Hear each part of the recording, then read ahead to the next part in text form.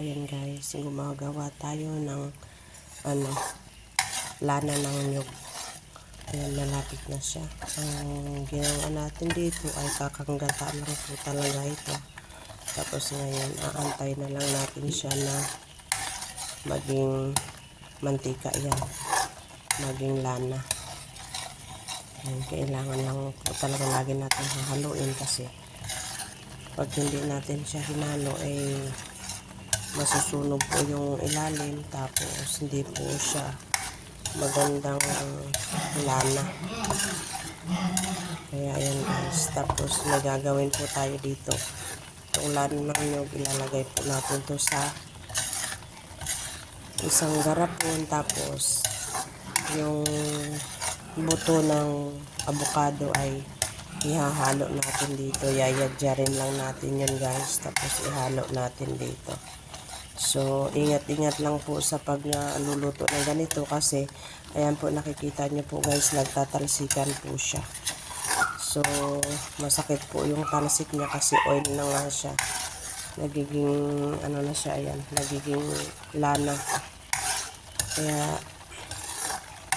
ayan, mabango na po siya.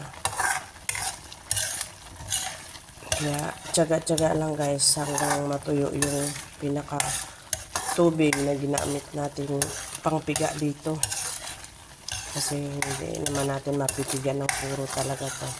Kaya nagtatalsikan yung kanyang mga langis, lana. Kaya yun, ingat-ingat lang sa ayan, natalsikan yung bibig ko, napakadaldal ko kasi inaano lang natin yung apoy para hindi masyadong tatalsik at mababago na yung itsura nito maya-maya lang guys. Kaya dito sa paggagawa ng lana, tiyagaan lang po talagang maghalo. Katulad nito, lalo na pagka ganito na yung itsura niya na malapit na po talaga siyang maglana. Ayan, magiging magbubuo-buo na ito, tapos magiging pula na yung kulay niya. Ayan, magiging lana na po yan siya. Kaya sa paggagawa nito guys, tiyagaan lang. Kailangan may pasensya ka dito at tiyaga nga talaga. Ayan guys, nakita niyo yung kanyang mantika, lumalabas na yung kanyang oil. Yung coconut oil natin lumalabas na, ayan. Pero hindi pa po talaga yan totally na nagiging oil siya kasi ayan o. Nakita niyo yung pagkulo niya, oil na po ng coconut yan ang lumalabas. Ayan guys, pero yun nga, hindi pa siya talaga totally na nagiging oil gawa ng hindi pa siya talagang luto. Pero yan nga, ayan, nakikita niyo na yun, lumalabas na yung oil niya. Kaya antayin lang po natin guys hanggang matapos yung ating pagluluto ng paggagawa ng lana. Haluin na ulit natin siya. Ayan guys, hindi po talaga basta-basta maggawa ng ganitong lana. Kaya kasi itong na to, kailangan natin patigasin para lumabas yung kanyang mga lana.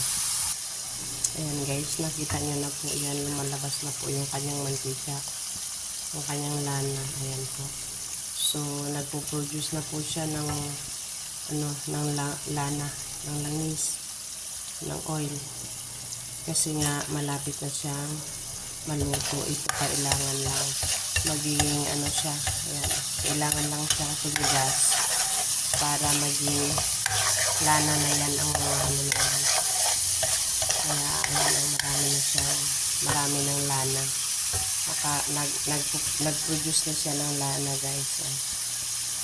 So, kunting na lang guys, matatapos na siya.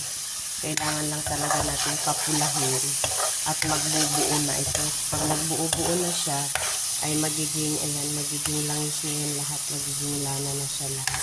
Diba? Ang ganda.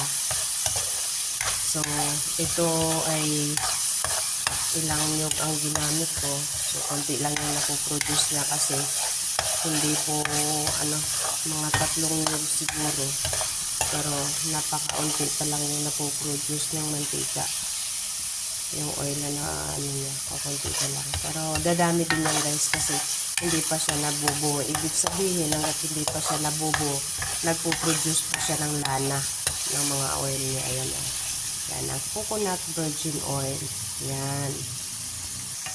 Ayan na siya guys. Makikita nyo na yung unti-unting pagkabuo. Nabubuo na siya pa unti-unti. Kaya ayan, malapit na magkaroon ng maraming lana. Ayan o. So, kailangan lang talagang mabuo siya. Magbubuo-buo. Ayan, malapit na o. So, nagpo-produce na siya ng maraming mantika. Ng maraming oil. Kaya lang yun guys. Tiyaga lang talagang haluin siya. At ito, nakakain po ito. Masarap po siyang kainin. Ako nga, nung maliit pa ako, hinahalo ko siya sa kanin. Pagka naging pula na talaga siya. Kasi dyan sa video guys, makikita ninyo parang nasusunog na siya. Pero dito talaga sa ay hindi pa siya talagang ready na hanguin o Pagkatapos guys, sasalain lang natin ito. Sasalain lang natin. Tapos, ayun. Diba? Ayan, marami ng oil na nagawa siya. Diba? Meron na tayong coconut oil guys. Na magiging panghaplas natin sa alas 12 ng gabi para tayo makalipad. Tama nga ba yun? Totoo ba yun guys? Na pag naghaplas ng langis sa alas 12 ng gabi, mapuputol yung katawan, yung baywang, tapos ang baywang ay maiiwan, yung katawan ay lilipad. Yung kalahating ulo talaga. Kalahating katawan sa kaputol ng ulo. Kaputol ng ulo, parang ang hirap ipaliwanag. Basta yun doon sa baywang napuputol, tapos yung kalahati lumilipad. O di, okay na. Maayos na yung pagpapaliwanag ko ha. Kung na nga kayong hihirit dyan at ako'y naiinitan. Sobrang init magawa ng lana. Naku, mabuti nga lang. Dalawa nga bang nyug to o tatlo? Dalawa nga lang.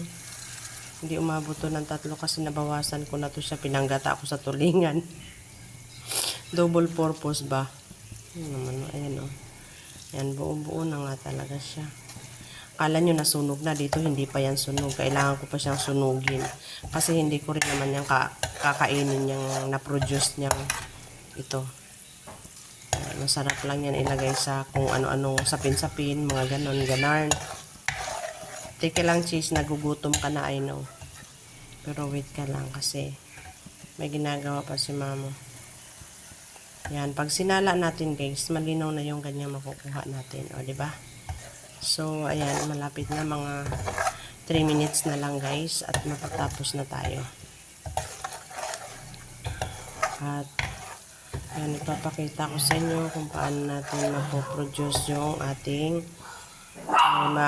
magagawa yung ating lana na sinasabi ko sa iyo. Nahahaluan ko ng avocado, yung ng avocado. Pwede na siguro to guys. Hindi pa yan sunog, talagang nakikita nyo yung tagiliran ng dapat ganyan na siya. Kasi hindi naman yan siya kakainin guys. Ito hindi na namin kakainin yan. Wala naman kaming paglalagyan sa kanya. So itatapon na lang natin yan. Then ang kukuhanin lang natin yung pinaka-lana, pinaka-oil niya. Ayan. Diba? So, kunting kimbot na lang guys. Ayan guys, ipapakita na po natin sa inyo kung nakarami ba tayo ng ating ginawang lana. Sasalain muna natin siya guys. Sasalain natin. Tapos titingnan natin kung gaano karami yung ating langis na nagawa. Kung konti lang, pang babad lang talaga dun sa avocado. Yan siya. Tsagain lang natin, antayin na matapos yung niya. At titingnan natin kung nakarami ba siya. Mamaya na natin tigisin na yan guys. Ayan. Doon sa natin. Ayan, wala pang kalahating cup. Ayan, kumbaga ganyan lang talaga yung niya. So, yan yung nagawa natin guys. So, yan yung mantika na nagawa natin. So, sa dalawang piraso. Ito yung mantika na nagawa lang natin. Bali, 1/4 lang, 1/4 of cup lang. Malaki lang tingnan yung bunga nga guys, pero malalim yung cup na yan, kaya marami siya.